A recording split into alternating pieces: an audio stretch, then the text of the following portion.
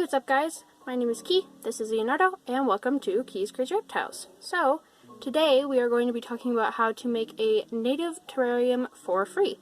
Now, I will say that this video is actually inspired by a Serpa Designs video, so I'll have that video linked in the description. Feel free to watch that video after this one. Alrighty, so the video cut off yesterday, but essentially what I was doing next is getting stuff like substrate. So easily you could just move leaves and find dirt. And so the good thing about using your own dirt is that it'll have everything in it. It'll have its own cleanup crew and everything like that. And it's free. So you're going to want to go ahead and collect some of that. And then I also had some clovers around here that I collected. And you can kind of see from yesterday, I dug up a small patch of grass just right there and used that in my vivarium, and it worked out pretty well. It just makes it look a lot more natural, I guess. This is what I mean by collecting clovers. As you guys can see, I collected a small little patch right here, and I just took the shovel, kind of dug in, and then took my hands and ripped up a good bunch of them. But yeah, we have a ton of them growing, so might as well use it. Also, as you guys can see, there's a bunch of rocks, and you will want to collect some rocks for the drainage layer. Okay, ignore all the dogs and background noise. We have neighbors down the street with a bunch of loud dogs. But I am going to be collecting moss for my vivarium, so this is when the plastic bag and gloves comes in case there's any sort of spiders or anything like that. I brought gloves, and then you're just going to put this inside your plastic bag.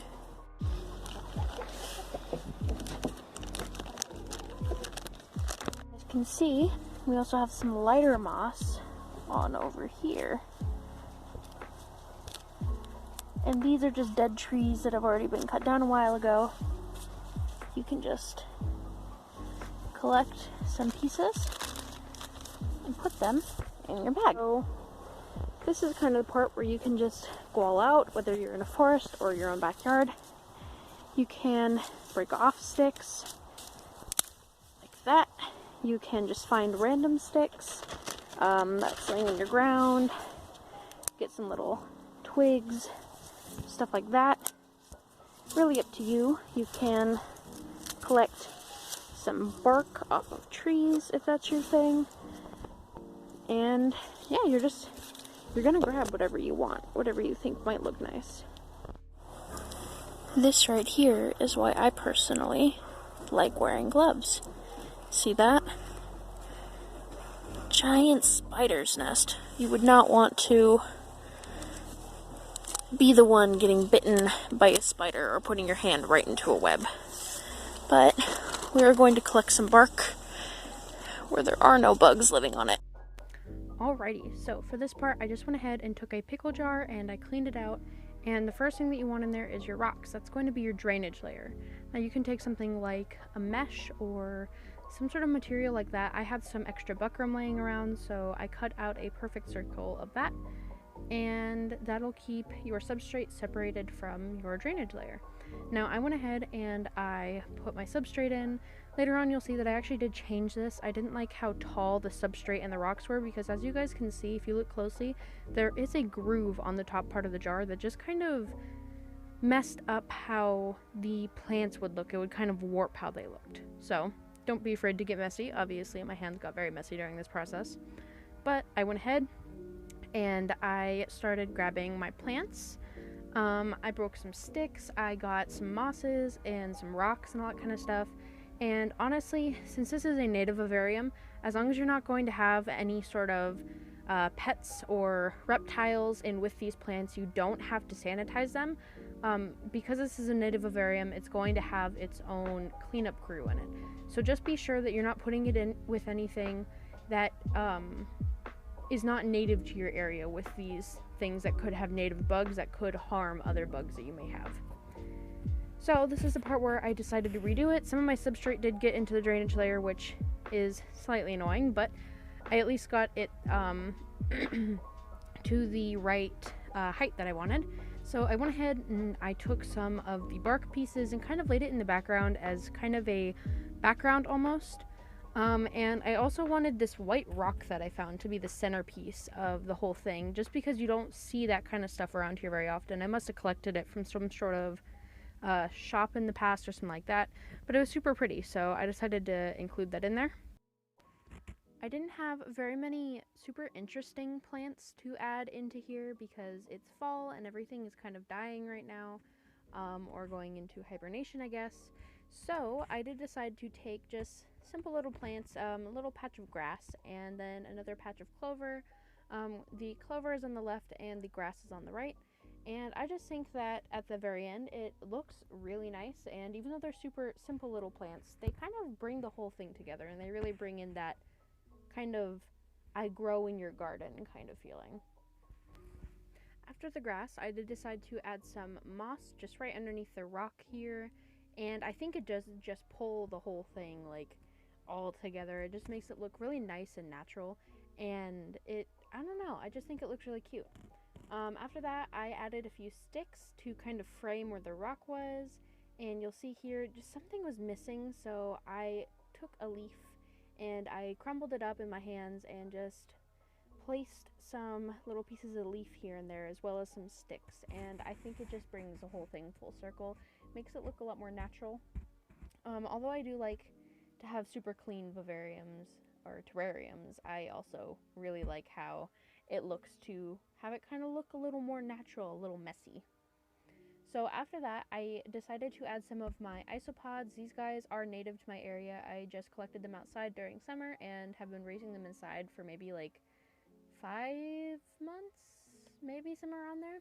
But I have, I think, 2 adults and a few babies in there, and then of course any tiny ones that I couldn't see because they are just breeding all over the place. So those are the ones that I collected, and I put them inside of the terrarium.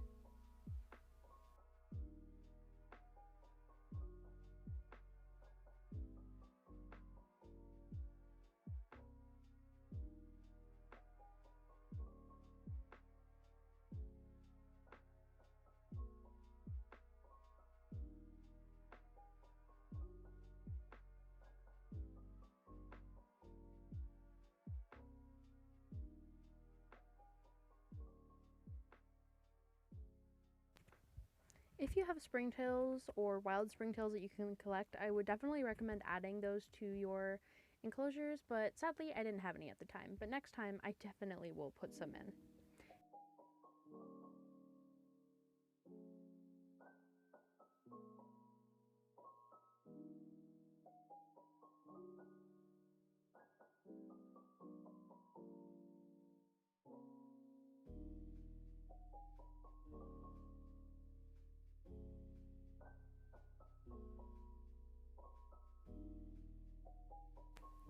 Here's just a quick video of the isopods getting used to their new environment, just kind of smelling around and figuring out what's happening.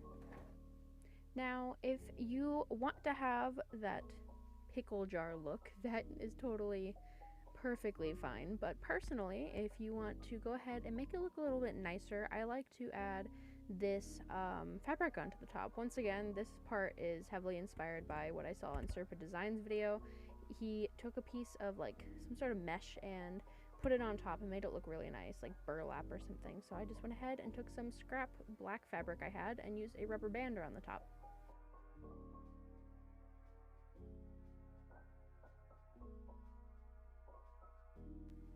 And right when I thought I was all done, I completely forgot that I had to water the tank. So I went ahead and put some dechlorination Reptisafe Zoomed drops into a bottle of water, and I went ahead and put that against the side so that it would go down into the drainage layer, and took another Reptisafe treated water spray bottle and sprayed that on the inside. So yeah, make sure to water your terrarium before you go ahead and put the whole thing together and think that you're done. Now I know it's tempting to just kind of stop the video here and go make your own terrarium, but I would really appreciate it if you went ahead and finished the video to help me with the YouTube algorithm. So go ahead and watch the rest of these videos of the critters going around and just some beautiful videos of the finished product.